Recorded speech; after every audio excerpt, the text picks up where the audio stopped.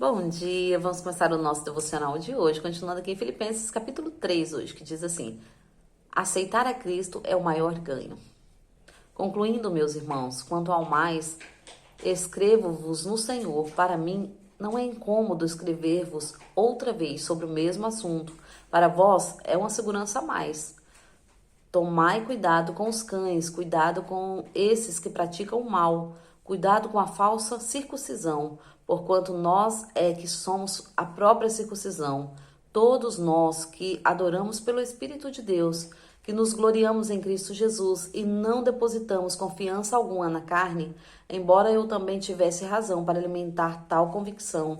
Ora, se alguém julga que tem motivo para confiar na carne, eu ainda mais, circuncidado no 8º dia de vida, filho da descendência de Israel, da tribo de Benjamim, hebreus de hebreus. Quanto à lei, fui fariseu. Quanto ao zelo, persegui a igreja. Quanto à justiça que há na lei, irrepreensível. Todavia, o que para mim era lucro, passei a considerar como prejuízo por causa de Cristo. Mais do que isso, compreendo tudo que é uma completa perda, quanto comparado à superioridade do valor do conhecimento de Cristo Jesus, meu Senhor, por quem decidi perder todos esses valores, os quais considero como esterco, a fim de ganhar Cristo, a ser encontrado nele. Não tenho por mim a justiça que procede da lei, mas sim a que é outorgada por Deus mediante a fé, para conhecer Cristo e o poder da sua ressurreição e a participação no seu sofrimento, identificando-me como ele na sua morte, como o propósito de que seja como for a ressurreição dentre os mortos, nela estar presente. Amém, né? Que palavra aqui, né? Que carta que Paulo escreveu, né? Aceitar a Cristo é o maior ganho. Aceitar a Jesus você nunca perde.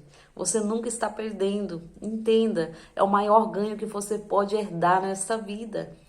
É fazer parte dessa família, fazer parte deste Cristo, fazer parte dos que vão morar no céu. Aqui Paulo diz, concluindo, meus irmãos, quanto ao mais, escrevo-vos no Senhor, para mim não é incômodo escrever-vos outra vez sobre o mesmo assunto. Para vós é uma segurança a mais, né? Ele está dizendo que ele escreve mesmo, repete quantas vezes for necessário, né? Vamos repetir quantas vezes for necessário sobre Jesus, porque ele é o caminho, a verdade e a vida, né? Que não é incômodo.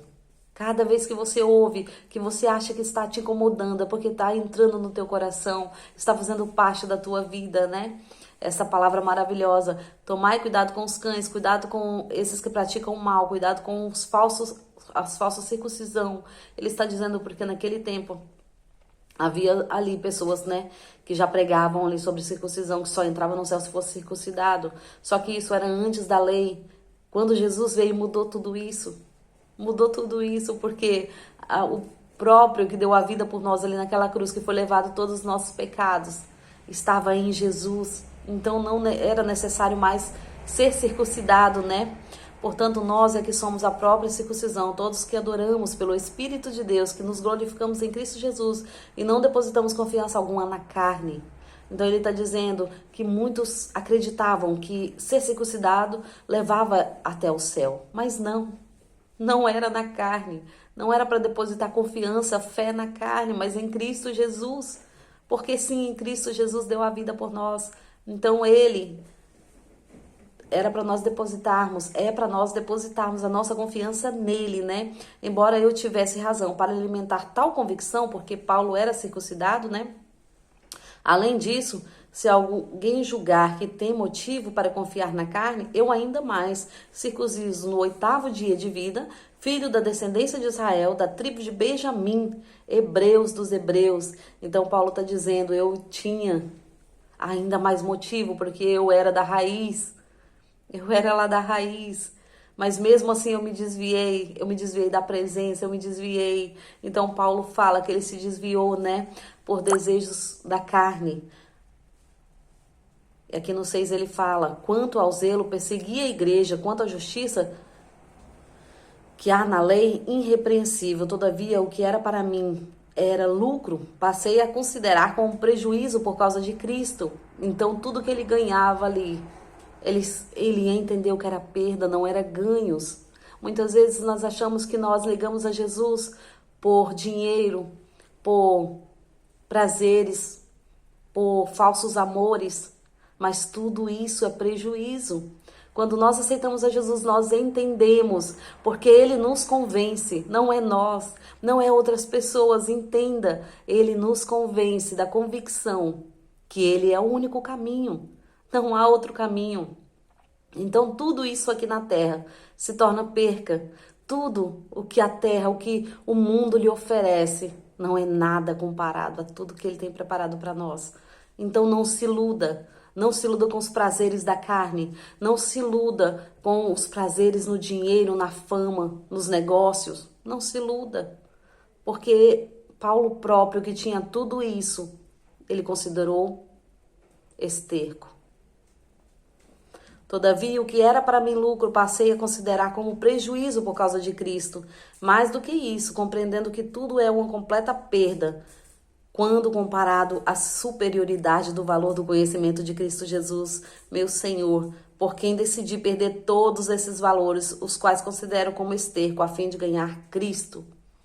Entenda, quando ele conheceu verdadeiramente a Jesus, quando ele ouviu Jesus falar o nome dele, ele entendeu quem era Jesus. Que hoje você possa ouvir o Senhor falar teu nome, que hoje você possa querer esse Jesus, que hoje você possa compreender de quem eu falo, de quem muitas pessoas falam, que é esse Jesus, que você só tem ganhos com ele. Mas não se iluda, não é ganhos terrenos, é ganhos no céu.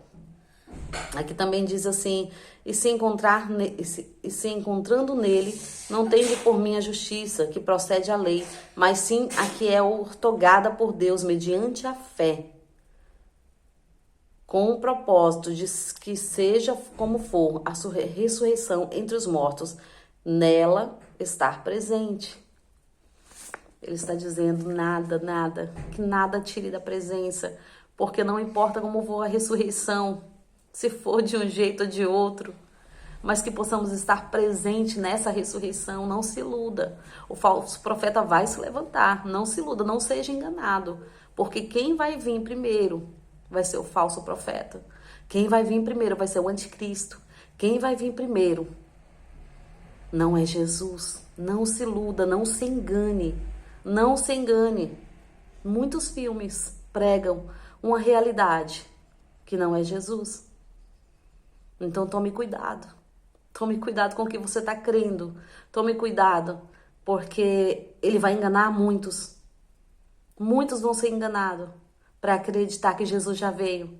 Mas Jesus tem um tempo certo. Então não se deixa iludir. Não se deixe iludir com os falsos profetas. Não se deixe iludir com visões, porque vai se levantar algo muito grande, dizendo que é Jesus vindo, mas não é ele ainda. A Bíblia nos fala sobre isso, sobre o falso profeta que vai se levantar, sobre uma falsa vinda de Jesus. Imagina, nós olharmos para o céu e ver Jesus abrindo o céu e vindo. Não se iluda, não vai ser ele. Não deixe ser enganado. Porque a Bíblia nos ensina, a palavra nos ensina. Primeiro vai vir um anticristo, primeiro vai vir aquele que diz ser Jesus, mas não vai ser ele. Não se deixe ser enganado. Não corra atrás. Porque a palavra nos ensina, quando Jesus vier, todo olho o verá. Não vai precisar você correr para um lado e para o outro. Não se iluda. Conhecereis a verdade vos libertará. Conheça a Cristo, para que você possa ser conhecido por Ele. Quanto mais você se alimenta dessa palavra, mais ela enche dentro de você, mais você tem sede dela, mais você tem desejo de se alimentar por ela. Aqueles que fortalecem a carne, entenda, aqueles que fortalecem a carne, o seu espírito fica fraco. Mas aqueles que fortalecem o espírito, Paulo fala sobre isso. A sua carne fica fraca. O que você tem se alimentado? Devemos observar o que temos alimentado. Será que estamos alimentando o nosso corpo, a nossa carne, os nossos prazeres, o que os nossos olhos têm desejo, o que o nosso coração nos engana? Ou será que estamos alimentando o Espírito Santo de Deus que está dentro de nós? Não se engane, não se iluda. Fortaleça o espírito, porque só assim você entenderá e terá razão sobre muitas coisas. Mas aquele que fortalece a carne se engana cada vez mais. Amém? Agradeço a todos por terem me ouvido até aqui, que o Senhor venha falar mais profundo ao seu coração e que você possa se alimentar dessa palavra todos os dias da sua vida, enquanto há tempo, enquanto pode. Amém? Agradeço a todos por terem me ouvido até aqui. Tenha um ótimo dia abençoado por Deus, uma ótima quinta-feira.